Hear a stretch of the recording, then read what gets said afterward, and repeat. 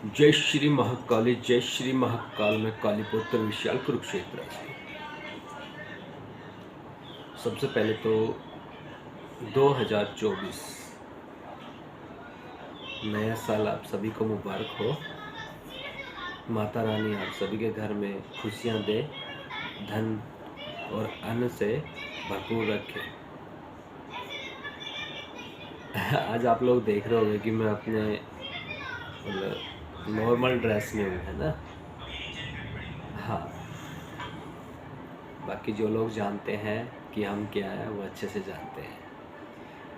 आज विषय यही है। देखो, ये वैसे तो सभी के लिए वीडियो है, पर जो लोग अध्यात्म के रास्ते चले हुए हैं, सनातन की और अध्यात्म, इनके लिए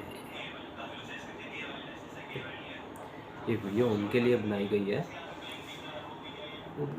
बहुत सारे ऐसे लोग हैं जो एक से एक सिद्धि साधना करी जा रहे हैं और उन्हें फल नहीं मिलता।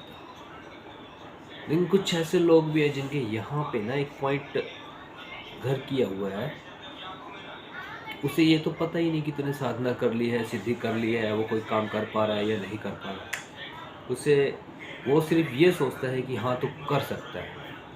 उसका माइंड में ना ऐसा सेटअप बन गया है कि तू ये कर लेता है, तू वो कर लेगा, तू कर लेगा।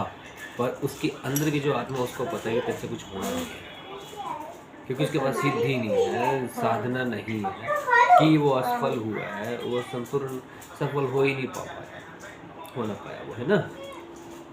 तो ऐसे लोगों के लिए ये देखो, जो लोग ये जानते हैं, जिन्होंने थोड़ा बहुत कुछ किया है, ठीक है, 20-21 दिन की सेवा 40 दिन की भी की है, संपूर्ण नहीं हुई। वजह ये होती है कि जो आपका समय था, आप समय के पाबंद नहीं रहे। आपके जो उसूल थे, जो रूल रेगुलेशन होते हैं किसी भी शिक्षा दीक्षा को लेने के, साधना के, आपने वो फॉलो बिल्कुल नहीं किए। 4 दिन किए, उसके बाद नहीं किए। अगर आप असफल होते हो किसी भी सीधी साधना में, तो उसका मतलब यही होता है कि आप समय के पाबंद नहीं रह पाए, संकल्पित कोई काम नहीं कर पाए, या फिर इसके अलावा जो इसके रूल होते हैं, रेगुलेशन होते हैं, आपने वो कोई भी फॉलो नहीं किया।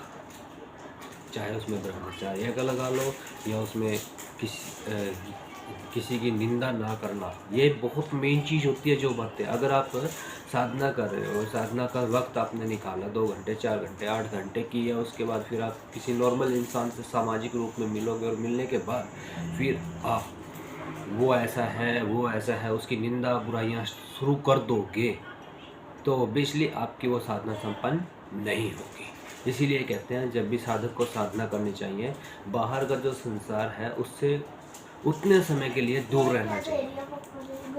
हम लोग जब साधना करते हैं, हम लोग फ़ोन तक यूज नहीं करते, टीवी यूज नहीं करते, और तो और अपना जो भोजन का जो समय होता है वो भी हमारा दरवाज़ा खड़काओ और थाली हमारे कमरे तक आती है। इंसान दूसरा, यहाँ तक कि हमारे घर का सदस्य कोई भी अपने शक्ल तक नहीं दिखाता। साधना उस तरीके से की जाती है।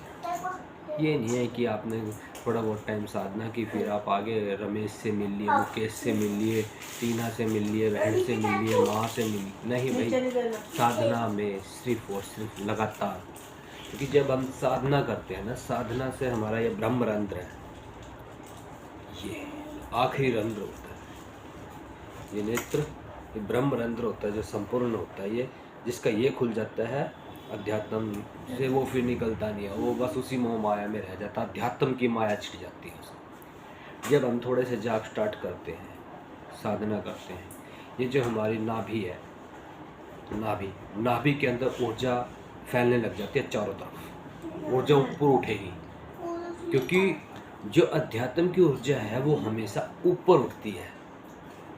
यहाँ पे न्यूटन का लॉ नहीं चलेगा कि ग्रेविटी वाला सिस्टम के नीचे। अध्यात्म जो गॉड की, जो भगवान की जो एनर्जी है ना, वो ऊपर की ओर जाएगी, ना कि नीचे की ओर आएगी। जिस वक्त आप अध्यात्म में बैठते हो, आप जप करते हो अपने किसी भी इष्ट का, जैसे मेरे इष्ट महाकालिया, ओम क्रीं कालिकाय नमः, ओम क्रीं कालिकाय नमः, इस तरीके से क्या होता है, कुछ घंटे लगातार जाप करने से या 1 या 2 या 3 दिन जब हम लगातार जाप कर लेते हैं तो शरीर थोड़ा सा ऊपर उठता है, यानी कि जो नाभि है, नाभि के अंदर इसके चारों तरफ वो जो एनर्जी है वो ऊपर की ओर चलने लगती है। जब शरीर के अंदर इस तरह की एनर्जी उत्पन्न हो जाएगी तो फिर क्या होता है, हमारे शरीर के अंदर का जो संतुलन है वो बिगड़ने लग जाता है। सबसे पहले साधक के अंदर काम वासना भड़केगी, जो पहले से डबल हो जाएगी, ट्रिपल भी हो जाएगी। तो आपने उसे कंट्रोल करना है। वो अनबैलेंस होएगी तो आपका यहाँ का जो दिमागी संतुलन है ये अनबैलेंस हो जाएगा। समझ रहे हो ना मैं क्या कहना चाह रहा हूँ? यहाँ से आपकी साधना हिलनी शुरू हो जाती है। आपने फिर अपने जाप को उसी तरीके से कंटिन्यू रखना है। दीप, धूप, ज्योति, संकल्प आप लोग करते ही होंगे, सबको पता है। अगर नहीं पता तो मैंने वीडियो पहले डाली हुई, आप पीछे देख लेना। तो लगातार इस तरीके से आपने जो मैं बताता हूँ, जाप स्टार्ट करना है। ना ही किसी का चेहरा देखो, आप अपना एक कमरा अलग से रख लो जिसमें आपने साधना करनी है। साधना तक के लिए बोल रहा हूँ। उस वक्त जब आपका हर एक, आप एक चार्ट बना लो, कागज़ पे लिख लो, इतने घंटे मैंने, इतने बजे से इतने बजे मैंने नहाना, ये टाइम मेरे नहाने का है, ये टाइम मेरे पूजा का है, ये टाइम मेरे भोग लगाने का है, ये टाइम मेरे साधना का है, और इतने घंटे इतने इतने टाइम का गैप देने के बाद मैंने फिर से साधना में बैठना है, क्योंकि लगातार बैठना होता है। कुछ घंटे आप बैठोगे, फिर थोड़ा रिलैक्स करोगे, फिर आप बैठ जाओ, फिर रिलैक्स करोगे, फिर आप बैठ जाओ। अगर आप पूरे ध्यान के अंदर चले जाते हो फिर आप समय नहीं नोट कर पाओगे, क्योंकि आपको जागने का मौका ही नहीं मिलेगा। वो आपको खुद नहीं पता चलेगा कि कितनी देर बाद आपकी आंखें खुली हैं। वो फिर आप आइडिया से चलोगे। फ़ोन यूज नहीं करना, बिल्कुल यूज नहीं करना। फ़ोन तो देखना ही नहीं है बस। जितने दिन का आप संकल्प करके साधना के लिए बैठे हो उस टाइम आपने फ़ोन यूज नहीं करना है। सबसे मेन बीमारी है जो लोग कहते हैं ना कि मैं साधना में की और मेरी सफल नहीं। फ़ोन, टीवी, बाहर का कोई भी सदस्य, यहाँ तक कि घर का भी तालमेल सब तोड़ दो। जितने दिन की साधना है, अपना साधना में आप मस्त रहो, ठीक है। आपने अगर 40 दिन की साधना 40 पकड़ा है तो 40 दिन की ज़रूरत नहीं पड़ेगी। इस तरीके से आप करिए 20-21 दिन। बहुत, मैं कहता हूँ, अगर किसी आपके ओरा खुला हुआ है, ये जो आपके मूलाधार चक्कर है, अगर आपके ये चक्कर खुले हुए हैं, पहले आपने कोई जाप कर रखे हैं, तो आपको इतना समय लगना ही नहीं है। सही नियत से पाओगे तो 2 दिन में परमात्मा को पा सकता है इंसान। उसकी नियत ही सही होनी चाहिए। क्योंकि आप लोग जब जाप करते हो ना, यहाँ से जब कंसंट्रेट करते हो, मेडिटेशन टाइप यहाँ पे शून्य होने की कोशिश करते हो, शून्य नहीं होते आप, आपका दिमाग कहीं और चला जाता है। कहाँ जाता है? मुझे तो वहाँ भी जाना था, मेरा वो भी काम है, उसने भी आना था। ये इन चीज़ों में ध्यान भटका लेते हो। पहले तो सब चीज़ों को बाहर फेंको दिमाग से। शून्य जब तक दिमाग नहीं करोगे साधना कर ही नहीं सकते। सिर्फ दिखावा रह जाता है कि हाँ मैं बैठा हूँ, मैं साधना कर रहा हूँ। शून्य तो होना पड़ेगा।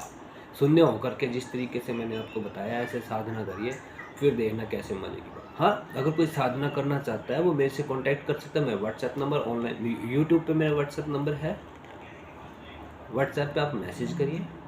अगर कोई साधना करना चाहता है, किसी तरह की सिद्धि, कोई भी सिद्धि साधना, सब हो जाएगा, कोई बात नहीं, सब करा देंगे। लेकिन मानना पड़ेगा।